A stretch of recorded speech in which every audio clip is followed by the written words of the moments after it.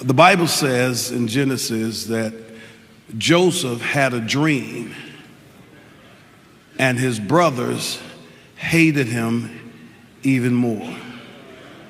Can I say that one more time? I don't know. There's no formula anymore. Coming from Tennessee to New York, I grew up in the church.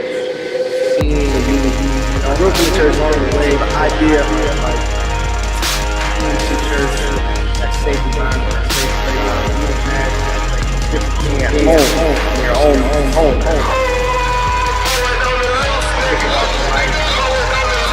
Sex, whatever, religion, spirituality, all kinds of things like that.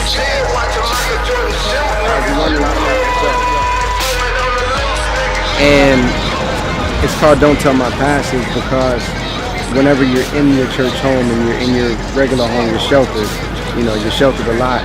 And being sheltered, it means you have walls that you can't get out of and whatever can't get inside.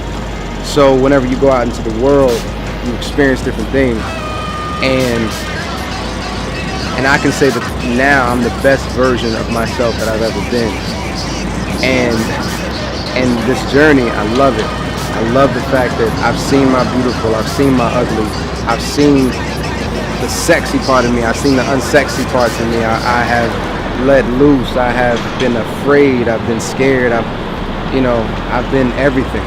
And I'm saying, like, don't tell my pastor that I love it, that I am who I am, and I accepted my beautiful and my ugly, my light and my dark, and I am actually both at the same time all the time, and that makes me the best version of myself. And I wouldn't have learned that if I stay. I'm not saying to get away from the church or nothing like that, because me and my God still have a great relationship, but it's like I wouldn't be who I am if I stayed home, stayed in my church, stayed anywhere where I felt like I couldn't grow.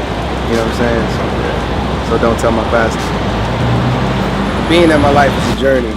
Being up here in New York in this, in hip hop land, like, you go through so much things, especially me being by myself. I have no family here at all, so it's just me.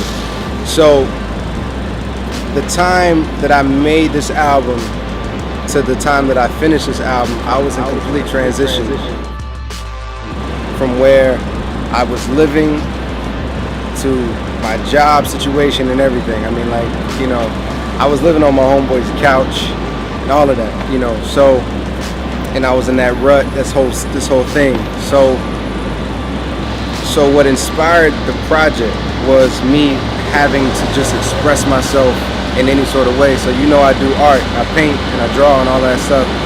I had an explosion of that during this time as well. Like this past 2 years, I have been selling art, everything.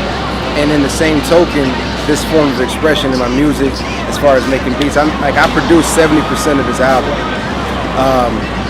with no help from nobody, as far as recording, as far as getting shows, anything like that. I am my own manager, own producer, own everything, writer.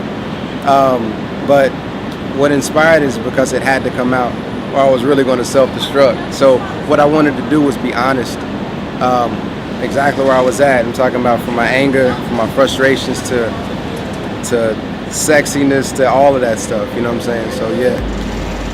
But the people that helped me as a person in order to get over this hump is people like yourself,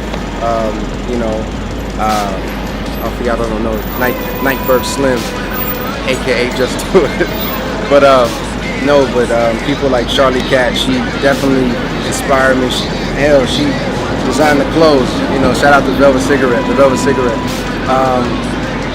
Rock for helping me try to get venues and maintain, for just talking me through things and stuff like that, man. And my homeboy Silly Japan. But other than that, this whole thing has been like my baby. But those people actually helped me, for me, you know what I'm saying, to really push me through whatever I was going through.